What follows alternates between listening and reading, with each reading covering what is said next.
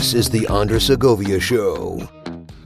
Hey everyone, it's Andres, and welcome to another episode of the program. Because today, I am joined by singer and songwriter Natasha Owens. Natasha Owens, who is best known for her work in the Christian space, recently made a big old splash with her politically themed hit single, Trump Won. And believe me, the reaction has been exactly what you expected it would be. But she topped the iTunes charts last week before Someone That Shall Not Be Named dropped 4 never-released-before songs. Not that I care, but I got a chance to talk to Natasha about the release of her song, the shifts in her career recently from Christian to the political spectrum, and most importantly, to talk about her musical journey, what inspired her, and what keeps her going. Here's my conversation with Natasha Owens. Natasha Owens, welcome to the Segovia Show. Good to have you on. Thank you for having me. Well, before we get into everything else, I just want to say congratulations on the release of your song. Last I checked this morning on YouTube, it was about 700,000 views, over 1 million on Rumble. And last week, it was #1 on the iTunes. Yes, how does that feel?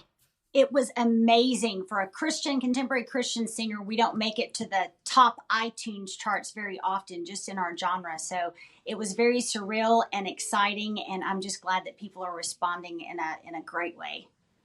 Yeah, and I mean, I'm sure the highlight was Donald Trump himself posted about on Truth Social. What was that like when you saw that? I about passed out. I was like, oh my God, he just endorsed it.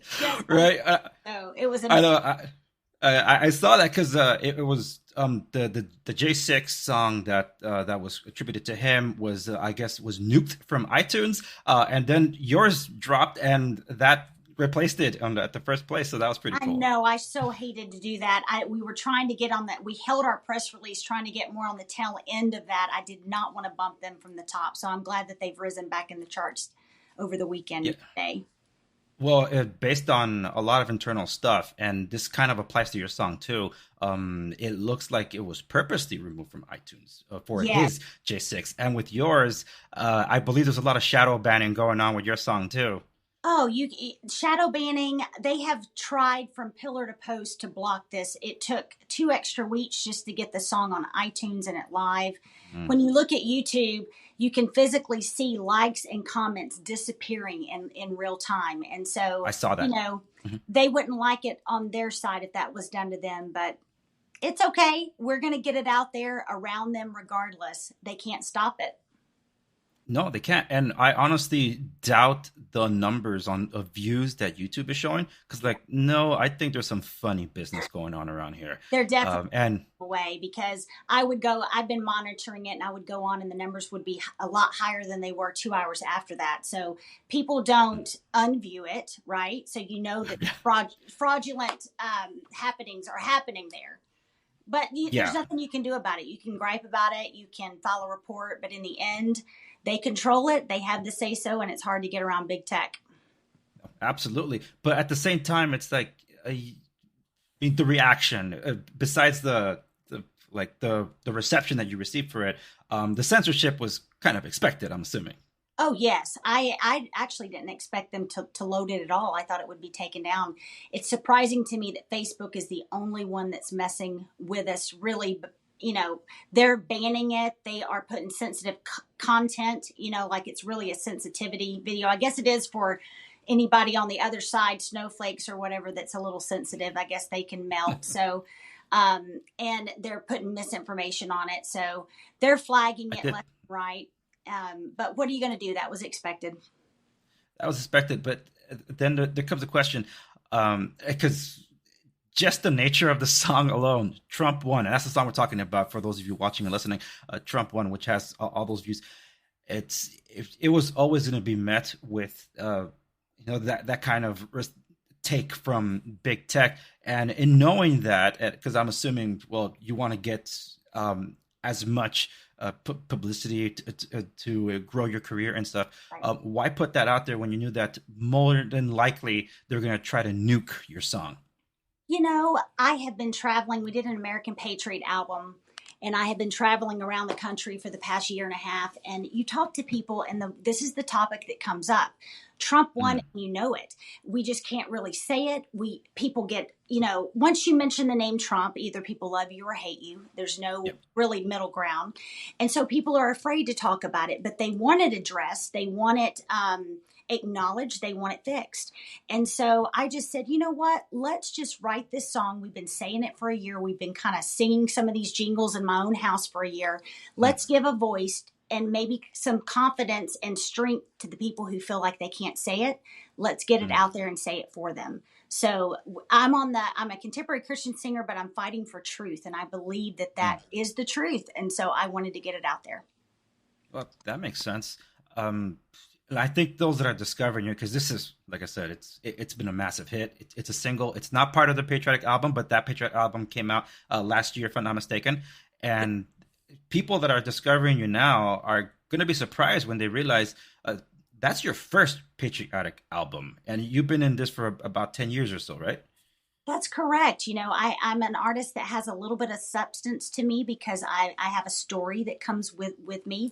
So I've been in it for 10 years. We did 4 contemporary Christian albums, a Christmas album, deluxe version of that, and then decided to do the patriotic album last year. So it's something I haven't been doing. I'm veering off in a different lane, but I'm loving it. And before we get to your story, because that's why I reached out, I was actually really taken by that. It's like, there's a story there that needs to be highlighted, not glossed over. And before we get to that, because yes, I did listen to a lot of your albums after you and I connected. I would listen to it in the car with my children. They're 9, 7, and 5. And I asked, what do you guys think of this? Like, hey, we're really liking this. So this morning, this weekend made for the most fun research on a guest that I've had in a while. Just because thank you. That means so much. All I had to do was just play your tunes. And for someone that's, I listen to orchestral, symphonic, film score. That's my jam. So this was a little out for me, but I was enjoying it. And I will come back to that. But before moving on to that, because you said it was a shift from the Christian inspirational and things, and then entering the political sphere, if you will. Has there been any fallout in your circles? Oh, absolutely. So, Nashville, I don't know if many people know this, but Nashville is very progressive. It's very liberal. It's touching a little bit into the country genre. It's hitting a lot in the contemporary Christian genre. It's something that I have been pretty upset about for the past few years, even before I veered into this different lane. They don't stand for things that normal Christians would stand for, like life, being pro-life. I'm too pro-life there. And once we veered into the politics, knowing that I'm on the conservative side, we've had some artists say that they wouldn't travel with me anymore. And I said, you know what, that's fine. We're spreading the message of Christ. But if these core principles are bothering you, then I don't know if I want to be on the road with you either.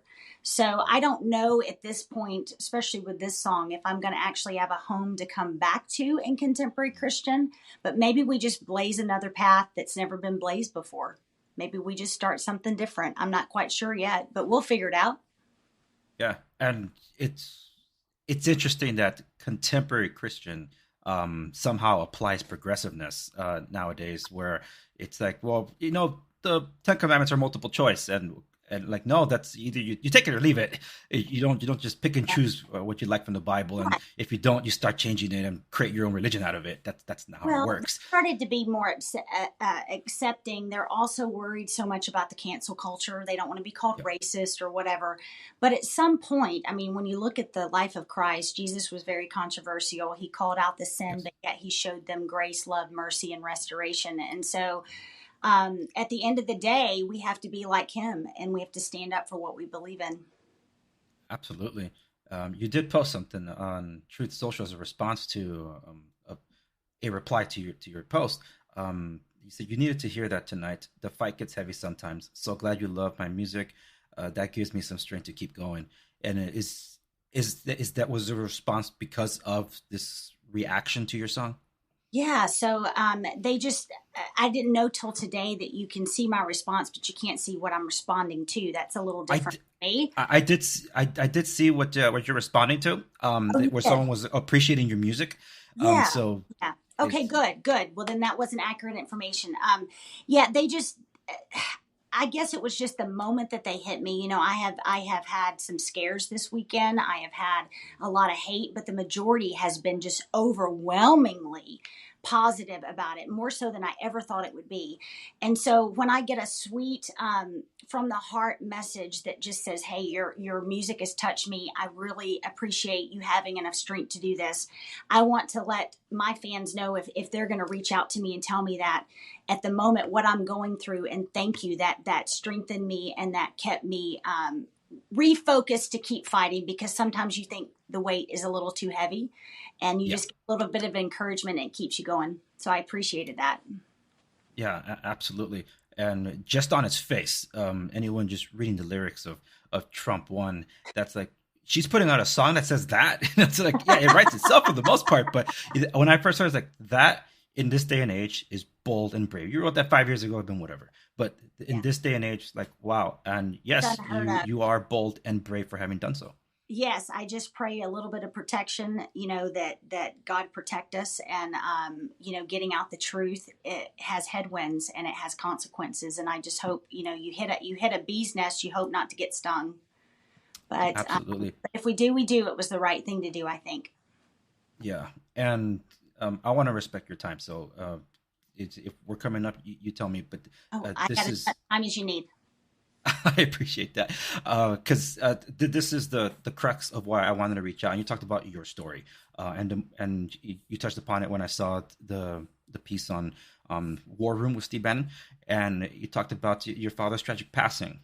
Is that before or after you got started in your music career?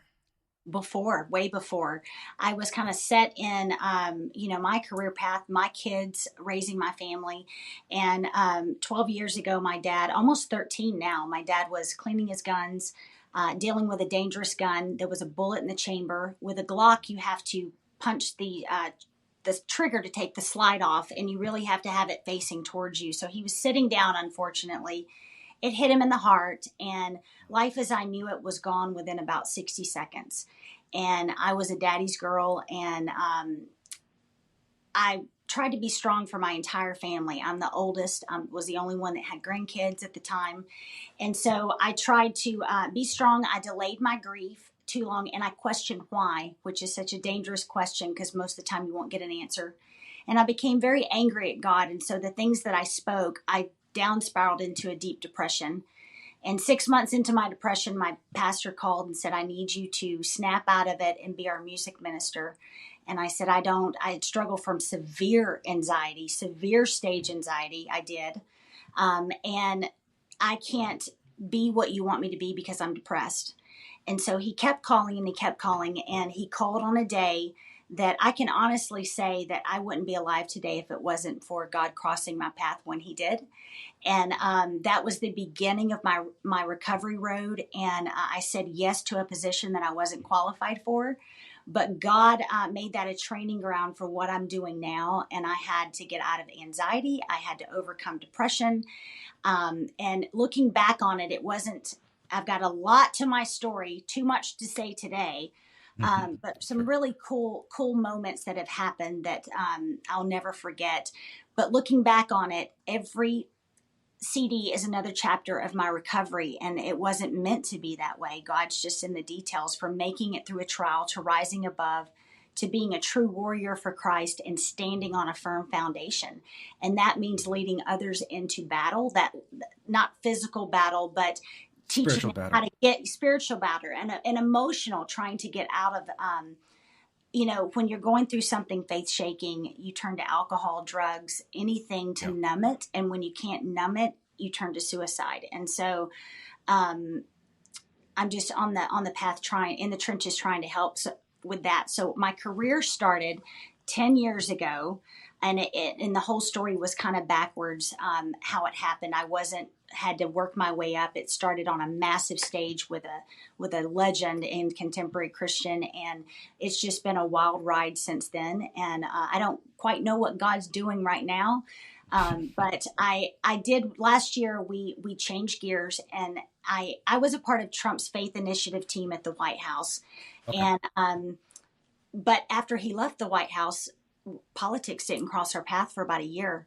And then it started crossing our path. And my husband said, Tosh, you need music. You need to do some patriotic music. And I said, you know what? I love this country so much. And even with all of its faults, it's still the beacon of hope and the greatest country on earth. And that needs to be highlighted. And we also need to highlight the sacrifice that our soldiers paid in order for us to have freedom. And when all of us went through COVID, we saw how easy it was because of fear. People were begging for their freedom to be taken away because of fear. And it's the one thing that we should never give up. And so I just wanted to put a spotlight on those two topics and actually help with the profits of it, some veteran organizations. And so we've been able to do quite a bit of good in the past year. That's great to hear. I actually had something about that, about the last thing you hit about veteran support. But in touching upon what you said, that you turned to suicide, and I was trying to read between the lines when I was reading about your bio and things like that, because I actually have a similar story to yours, and you not too long ago posted on Truth Social that I'm assuming this was the moment where God spoke to your spirit. You say, you can't die looking back at what you lost. You have to live for what you have left. Was that the moment you reached out to the dark abyss and pulled you out? That was the moment we had started turning to do this musical career. We had created an album called I Made It Through. It helped someone get through a trial from the beginning to the end. And that was the moment that I felt like I had truly made it through. I was looking at my boys playing out in the back one day, and it was hot here in Texas. And God just spoke to me, and it just seemed like the sassiest voice, because it was my voice in my head. And he said, you can't die looking back at what you have lost. You have to live for what you have left, and those boys are what you have left. And I remember smiling and laughing for the first time in years and actually feeling joy. I always said I put a fake smile, and if you really looked in my eyes, you saw that I was completely dead inside. And that was the first day that my smile actually reached my eyes. I think joy radiates from my eyes now because I'm alive again. And so it was a moment that I would never forget. And I got on my knees and I thanked God for helping me make it through, because it was at that moment I knew I had made it. Wow, that's awesome. And if you don't mind, I'm going to share a little bit of my story with you. Yeah, I was born and raised in a Christian family, born into poverty, but that never had any influence over anything of mine. It was just, that's life as I knew it. I come from Compton and Watts, believe it or not. Many people don't when they get to know me. It's like, you're from where? It's like, well, I don't have the hood in me anymore, but whatever. That's where I come from. So my heart's always in Los Angeles. But I didn't come to Christ until I was 12 and a half, give or take, and got baptized at 16. Up until that point, I had many near-death experiences that God delivered me from, but it was after spiritual battles and things, and me just struggling with what is the point of living and the purpose of life, because I didn't ask to be born, right. So I had no reason to live, and that's just how I saw it. So I attempted suicide 5 times. I'm still here, but in my last attempt, just like your moment, I had a moment where a voice in the darkness, and I couldn't see anybody standing there yelling at me to put down the weapon. It was a knife. Like, put it down, because if I didn't have a purpose for you, I wouldn't have saved you from those near-death experiences. And it was the most powerful moment. It was a voice of authority, and it came, and there was no direction to that sound. I just knew it was speaking at me, and there was nobody else present. And it's like I never tried again. I did struggle with depression. Just because, like, well, I'm a failure. I'm never going to add up or amount to anything. But you speaking about your anxiety, I was the shy guy in the corner growing up as a kid. So when I eventually became the one at the forefront speaking for those that didn't have a voice, opening up about struggles, and people are like, oh, I thought I was the only one. And it's like, wait, so I'm not alone in this fight? And suddenly my friends seemed like the most sociable or whatever, they start asking, why is the guy that wouldn't speak and we had to drag everywhere preaching? He's up there speaking in front of hundreds or even thousands of times. They were stunned, like, it's all God. That's all I said. It's like, it's not That's me. Amazing. We shall overcome by the word of our testimony. And you right there, you've turned into a warrior looking back, helping others through making it through something. And that's so admirable. I hate it that you had to go through that path, but it's made you who you are today. It's made you strong. Thank you. And it really is to each their own. And you're quoted as saying that society and the church has failed in the mental health arena. Society is pretty much a given, but in the case of the church, and I happen to agree with you on many aspects of this, perhaps, how do you feel that the church can do better in approaching the health arena, mental health arena? I mean that in this alone, the church is so faith-based, and that's a good thing. But when it comes to mental health, society, it's something that has shied away from it. And so is the church. It's a little bit ashamed of it. It doesn't know how to handle it. So it just doesn't want to touch it. They say things like, or at least the churches that I have been a part of, you're just not praying enough. You just don't have enough faith. And that's what I mean by faith-based. And when as well as I do, when you're going through something faith shaking, you're in survival mode, just trying to breathe from moment to moment. Yeah. It has nothing to do with your faith. It has nothing to do with you not praying. It has to do with the fact that it's beyond you. It is too much for you. You're too overwhelmed, and you have to learn how to give it to God. And so saying things like that from, to me, only made my situation worse because I felt like nobody cared, right? So now I've helped be a voice to churches to get recovery projects, recovery type groups in the church, because people need that. We're dealing with life. Sometimes it can, a pastor can get up and do a rah-rah sermon and it's great and it motivates people. But at the end of the day, when you leave that church, what principles are you applying to it? What did you learn other than being hyped up in the moment? These are real life problems that have to be addressed by the church if the church is going to be the beacon on a lighthouse on the hill. And I think they've got a long way or a long way to go in order to achieve that. No, and I absolutely agree because, I grew up in an Orthodox background, so that was like some sects of this orthodoxy would say like, oh, if you're sick, that means you're sinning. Like, what? It's like, no, you have to be perfect. It's like, well, if I'm meant to be perfect, then why do I need God? So I thought he was exactly supposed to be that for me. And people don't understand because my parents, when I opened up about my struggles some years later, they were crushed.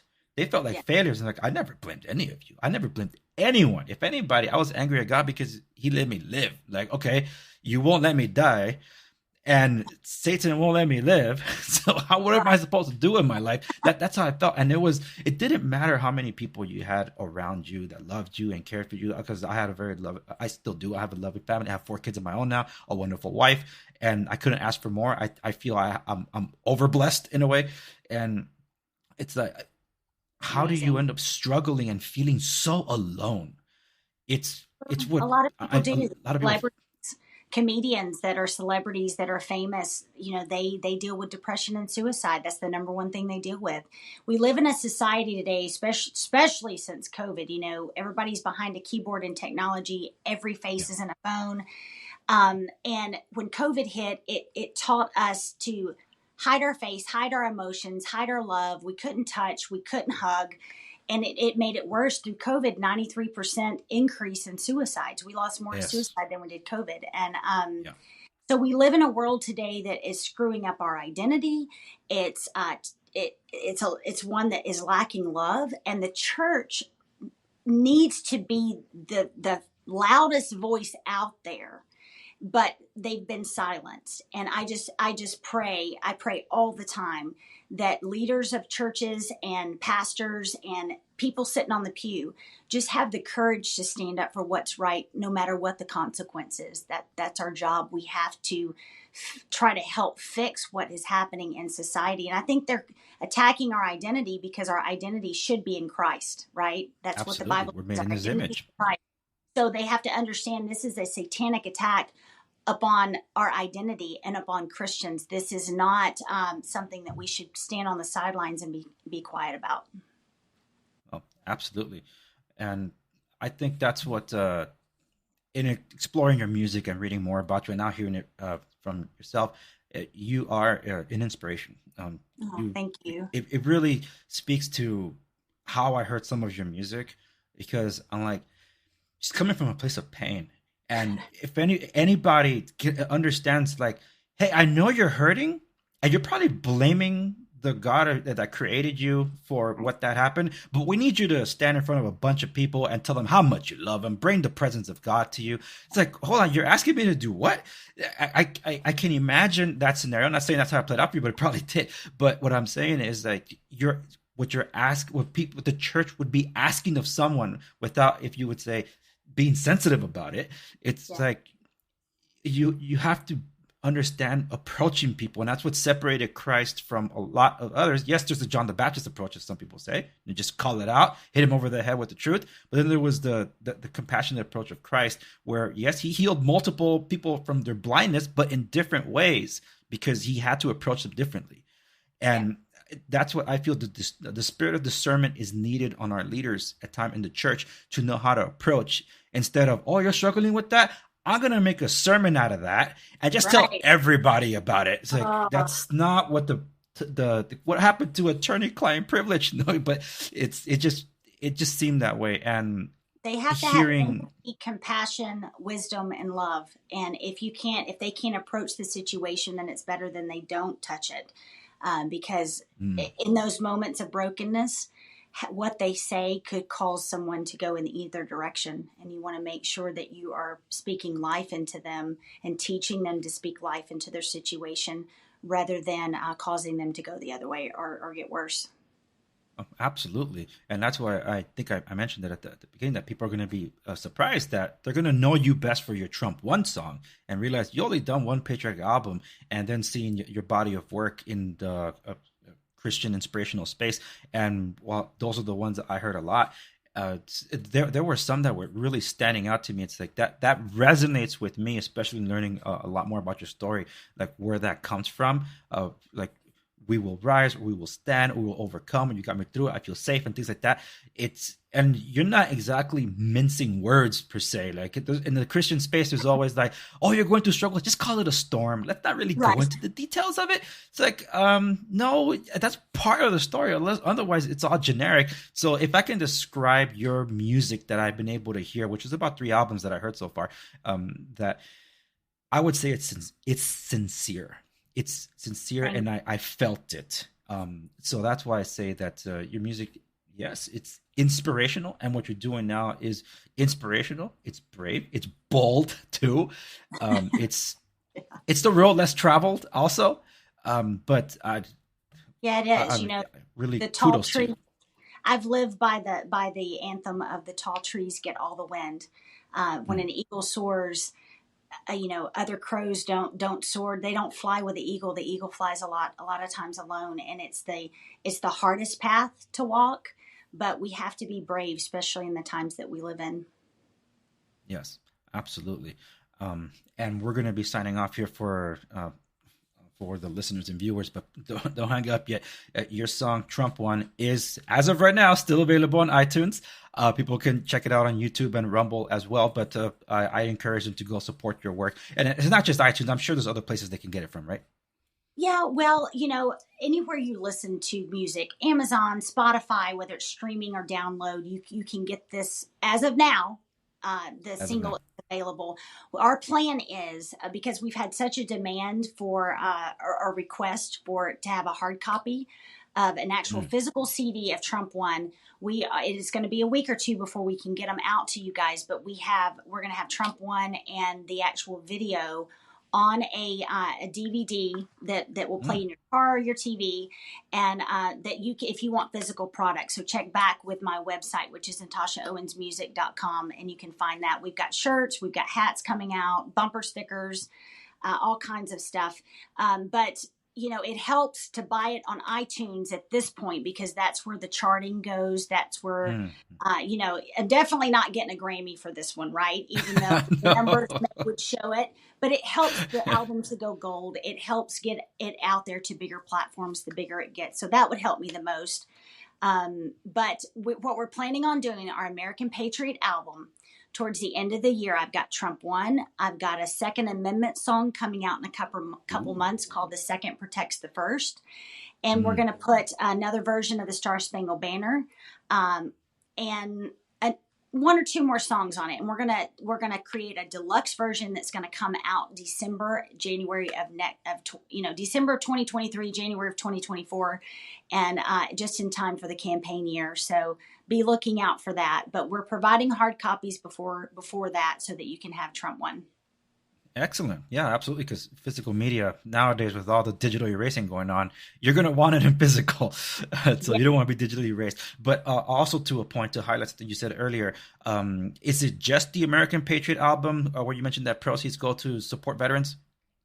Yeah, we're going to do that also with the Trump One and with the deluxe version, because that's where my heart is. I sang to 53,000 vets on a Daytona stage back in May, and I was changed that day. And I told my husband, if I can help vets, if I can sing to them, whether they're soldiers or retired, for the rest of my life, I could find purpose. And so my goal in the trenches is I connect with these veterans, because they have the battlefield of the mind when they come back from war, and the PTSD, and they try to be strong. And I relate to them so much, because even though our situations are totally different, there's a lot of similarities. And so I'm just, my heart is with them right now, because I just really appreciate what they've done for us.